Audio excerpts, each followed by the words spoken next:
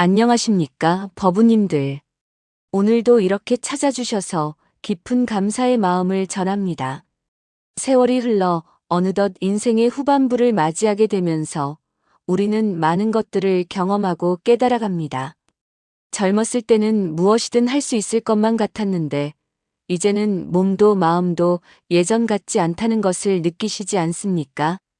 아침에 일어나면 여기저기 아픈 곳이 있고 기억력도 예전 같지 않고 때로는 외로움이 밀려올 때도 있으실 겁니다.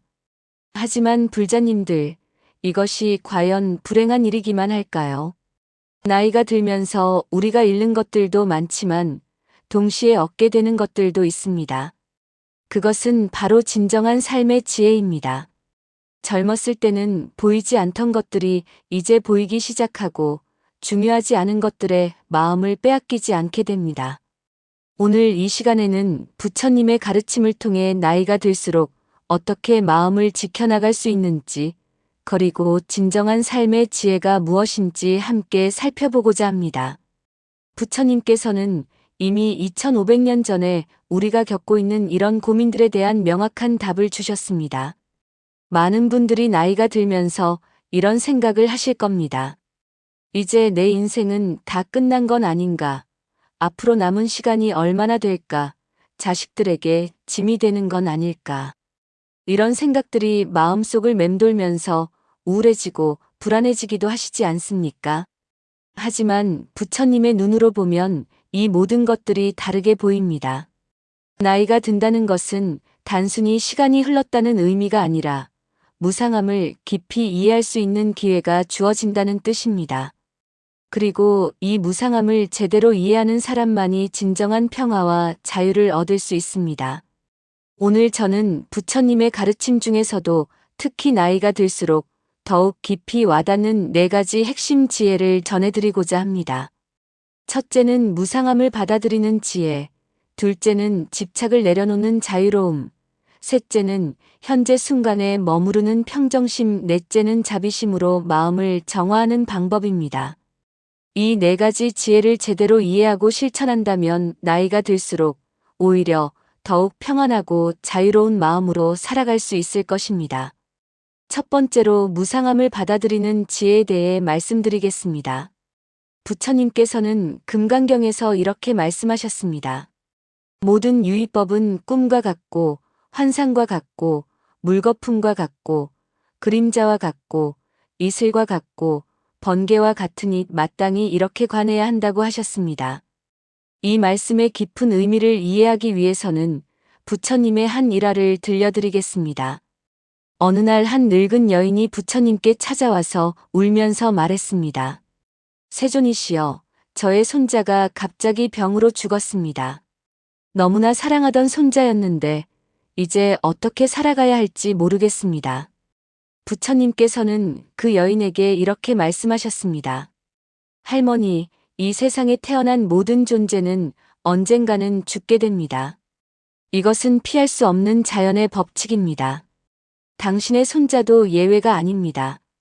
하지만 슬퍼하지 마십시오. 죽음은 끝이 아니라 또 다른 시작이기 때문입니다. 그 여인은 여전히 이해하지 못했습니다. 그러자 부처님께서는 다시 설명하셨습니다.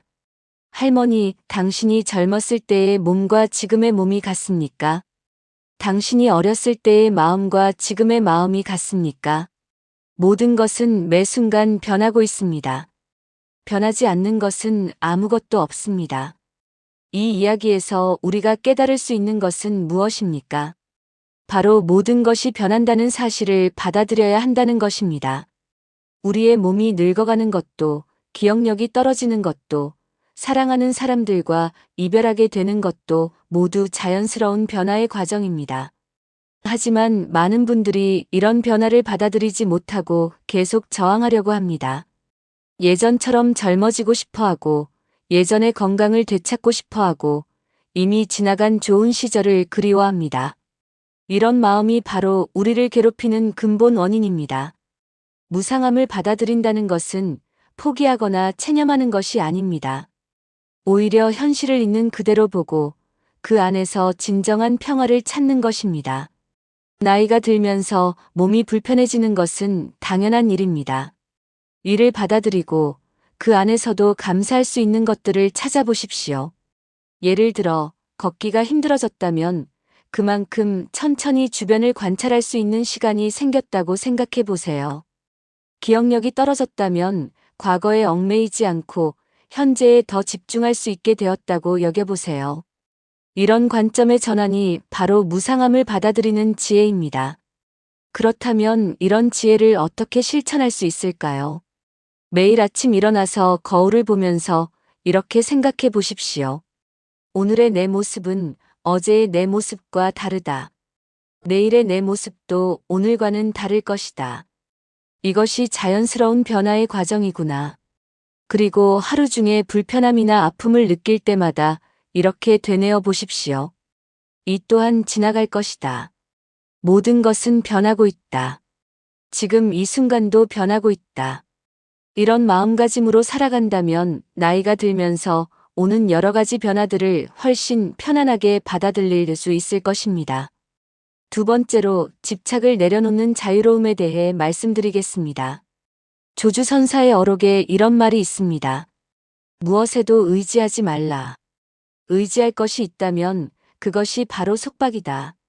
진정한 자유는 아무 것에도 매이지 않는 데 있다. 이 말씀이 처음에는 차가워 보일 수 있습니다. 아무 것에도 의지하지 말라니, 그럼 가족도, 친구도, 재산도 모두 의미 없다는 말인가요? 그렇지 않습니다.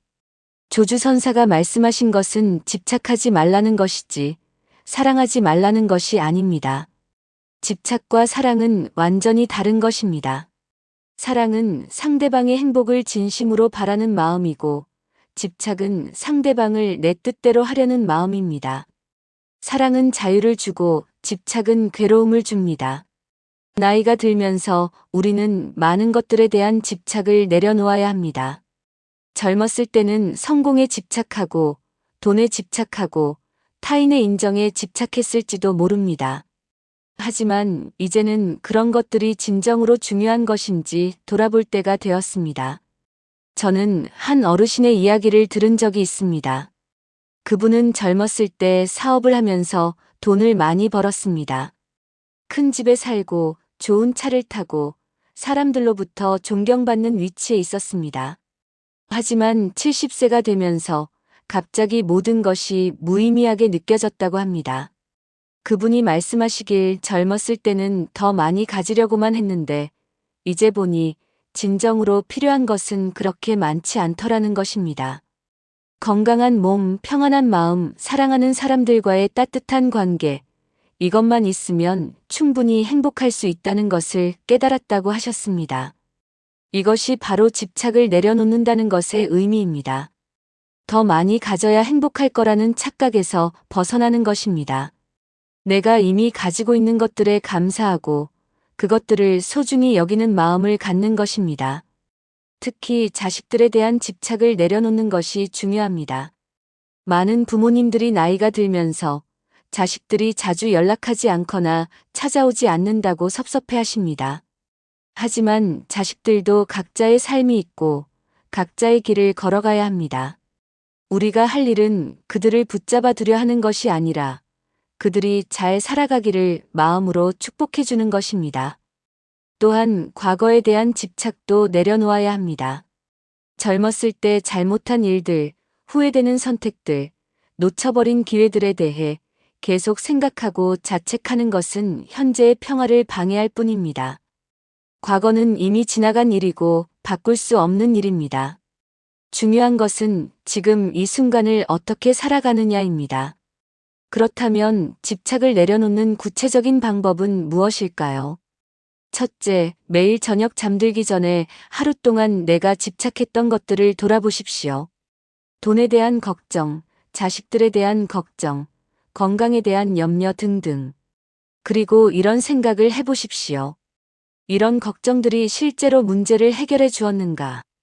대부분의 경우 걱정만 늘었을 뿐, 실제로는 도움이 되지 않았을 것입니다. 둘째, 감사한 것들을 세어보십시오. 오늘 하루도 무사히 보낼 수 있었던 것, 맛있는 식사를 할 수 있었던 것, 따뜻한 잠자리가 있는 것, 이런 평범한 일상들에 감사하십시오. 집착하는 마음은 항상 부족함에 초점을 맞추지만 감사하는 마음은 풍요로움을 발견하게 해줍니다. 셋째, 모든 것은 잠시 빌려온 것이라고 생각하십시오. 내 몸도, 내 재산도, 심지어 내 생명도 잠시 빌려온 것입니다. 언젠가는 모두 돌려주어야 할 것들입니다. 이렇게 생각하면 소유욕이나 집착심이 자연스럽게 줄어들 것입니다. 세 번째로, 현재 순간에 머무르는 평정심에 대해 말씀드리겠습니다. 윗바사나 명상의 핵심 가르침 중에 이런 것이 있습니다. 과거는 이미 갔고, 미래는 아직 오지 않았다. 오직 현재 이 순간만이 우리가 살 수 있는 유일한 시간이다. 따라서 현재에 깨어있는 마음으로 머물러야 한다. 하지만 우리는 대부분의 시간을 과거나 미래에 대한 생각 속에서 보냅니다. 과거에 좋았던 시절을 그리워하거나, 과거의 실수를 후회하거나, 미래에 대해 걱정하거나 미래에 대한 막연한 기대를 품고 삽니다. 정작 지금 이 순간은 놓쳐버리고 말입니다. 부처님의 일화를 하나 더 들려드리겠습니다. 어느 날 한 제자가 부처님께 물었습니다. 세존이시여, 저는 항상 불안합니다. 과거에 했던 실수들이 자꾸 떠오르고 미래에 무슨 일이 일어날지 걱정됩니다. 어떻게 하면 마음이 편해질 수 있을까요? 부처님께서는 그 제자에게 이렇게 말씀하셨습니다. 지금 이 순간 당신에게 실제로 일어나고 있는 일이 무엇입니까? 숨을 쉬고 있고 심장이 뛰고 있고 이렇게 대화를 나누고 있지 않습니까? 이것들이 고통스럽습니까? 과거의 일들은 지금 실제로 일어나고 있는 일이 아닙니다. 미래의 일들도 마찬가지입니다. 괴로움은 현재가 아닌 다른 시간에 마음을 두기 때문에 생기는 것입니다. 이 말씀의 의미를 깊이 생각해 보십시오. 우리가 실제로 경험할 수 있는 것은 오직 현재뿐입니다.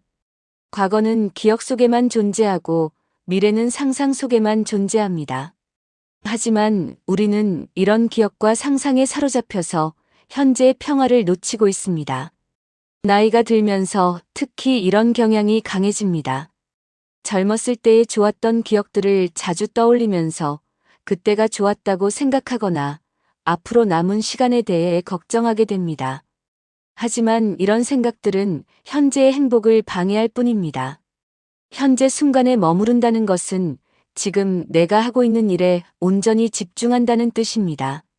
밥을 먹을 때는 밥맛에 집중하고, 걸을 때는 걷는 느낌에 집중하고, 사람과 대화할 때는 그 대화에 집중하는 것입니다. 이런 연습을 위해서는 호흡에 집중하는 명상이 매우 도움이 됩니다. 하루에 10분이라도 조용한 곳에 앉아서 자신의 호흡을 관찰해 보십시오. 숨이 들어오는 것을 느끼고 숨이 나가는 것을 느끼십시오.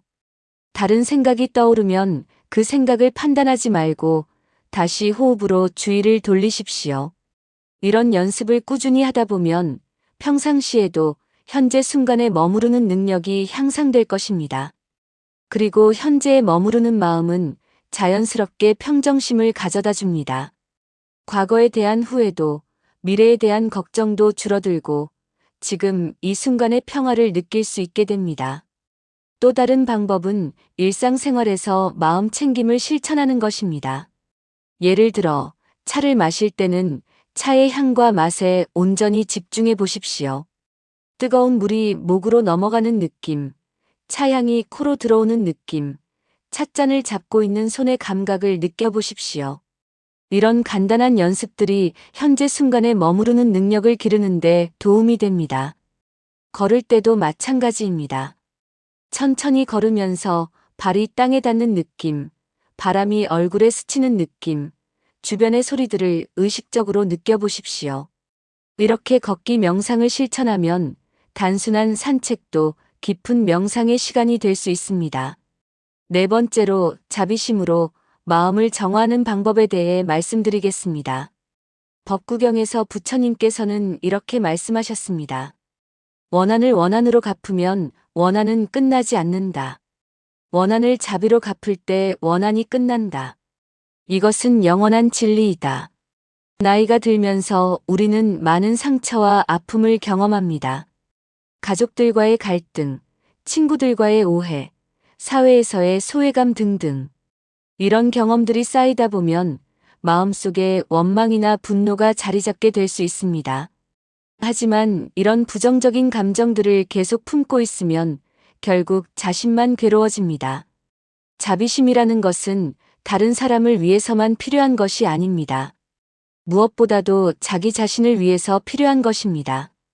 자비로운 마음을 갖게 되면 내 마음이 편해지고 평화로워집니다. 한 선사님의 이야기를 들려드리겠습니다. 그 선사님은 젊었을 때 자신을 심하게 배신한 친구가 있었습니다. 그 친구 때문에 큰 손해를 보고 마음의 상처도 깊었습니다. 오랫동안 그 친구에 대한 원망을 품고 살았습니다. 그런데 나이가 들면서 그 선사님은 깨달았습니다. 자신이 그 친구를 원망하는 시간 동안 정작 그 친구는 편안히 살고 있었다는 것을, 원망하는 마음으로 괴로워한 것은 오직 자기 자신뿐이었다는 것을 알게 되었습니다. 그래서 그 선사님은 결심했습니다. 이제는 그 친구를 용서하기로. 용서한다고 해서 그 친구의 잘못이 없어지는 것은 아니지만 최소한 자신의 마음은 자유로워질 수 있다는 것을 깨달았기 때문입니다. 이것이 바로 자비심의 힘입니다. 자비심은 상대방을 변화시키는 것이 아니라 내 마음을 변화시키는 것입니다. 원망하고 분노하는 마음에서 이해하고 용서하는 마음으로 바뀌게 해주는 것입니다. 그렇다면 자비심을 어떻게 기를 수 있을까요? 첫째, 자기 자신에 대한 자비부터 시작하십시오. 많은 분들이 자기 자신에게 너무 엄격합니다. 과거의 실수를 계속 자책하고 현재의 부족함을 혹독하게 비판합니다. 하지만 이런 자기 비판은 도움이 되지 않습니다. 대신 이렇게 생각해 보십시오. 나도 완벽하지 않은 인간이다. 실수할 수도 있고 부족한 면도 있다. 하지만 그럼에도 불구하고 나는 최선을 다해 살아왔다. 이런 마음으로 자기 자신을 따뜻하게 바라보십시오. 둘째, 다른 사람들의 입장을 이해하려고 노력하십시오. 누군가가 나에게 상처를 주었을 때 그 사람도 나름의 어려움이 있었을 것이라고 생각해 보십시오. 그 사람도 완벽하지 않은 인간이고 실수할 수 있는 존재라는 것을 인정하십시오. 특히 자식들에 대해서는 더욱 그렇습니다. 자식들이 기대에 미치지 못하거나 자주 연락하지 않을 때 섭섭하기보다는 그들도 각자의 어려움 속에서 살아가고 있다는 것을 이해해 주십시오. 셋째, 자비심 명상을 실천해 보십시오. 조용한 곳에 앉아서 먼저 자기 자신을 향해 이렇게 말해 보십시오. 내가 행복하기를, 내가 평안하기를, 내가 건강하기를. 그 다음에는 사랑하는 사람들을 떠올리며 같은 말을 반복하십시오. 그리고 점차 중립적인 사람들, 심지어 나를 힘들게 한 사람들에게까지 이런 마음을 확장해 보십시오. 처음에는 억지스럽게 느껴질 수도 있습니다. 하지만 꾸준히 연습하다 보면 진심 어린 자비심이 우러나게 될 것입니다. 그리고 이런 자비심이 내 마음을 얼마나 평화롭게 만드는지 경험하게 될 것입니다. 넷째, 일상생활에서 작은 친절을 실천해 보십시오. 길에서 만나는 사람들에게 미소를 지어주거나 어려워하는 사람이 있으면 작은 도움이라도 주려고 노력해 보십시오. 이런 작은 행동들이 자비심을 기르는데 큰 도움이 됩니다. 또한 동물이나 식물에 대해서도 자비심을 가져보십시오. 길가의 작은 꽃들을 소중히 여기고 새들에게 먹이를 주고 길 잃은 고양이를 돌봐주는 것도 자비심을 기르는 좋은 방법입니다. 법우님들, 오늘 이 시간 동안 함께 나눈 이야기들을 정리해 보겠습니다. 첫째, 무상함을 받아들이는 지혜를 말씀드렸습니다. 모든 것이 변한다는 사실을 인정하고 그 변화에 저항하지 않는 마음을 갖는 것입니다. 나이가 들면서 오는 여러 변화들을 자연스러운 과정으로 받아들이고 그 안에서도 감사할 거리를 찾아보십시오. 둘째, 집착을 내려놓는 자유로움에 대해 말씀드렸습니다. 더 많이 가져야 행복할 것이라는 착각에서 벗어나고 이미 가지고 있는 것들에 감사하는 마음을 갖는 것입니다. 특히 자식들이나 과거에 대한 집착을 내려놓고 현재의 평화를 찾으시길 바랍니다. 셋째, 현재 순간에 머무르는 평정심에 대해 말씀드렸습니다. 과거나 미래에 대한 생각에 사로잡히지 말고 지금 이 순간에 온전히 집중하는 연습을 하십시오. 호흡 명상이나 마음 챙김 수행을 통해 현재에 머무르는 능력을 기르시길 바랍니다. 넷째, 자비심으로 마음을 정화하는 방법에 대해 말씀드렸습니다.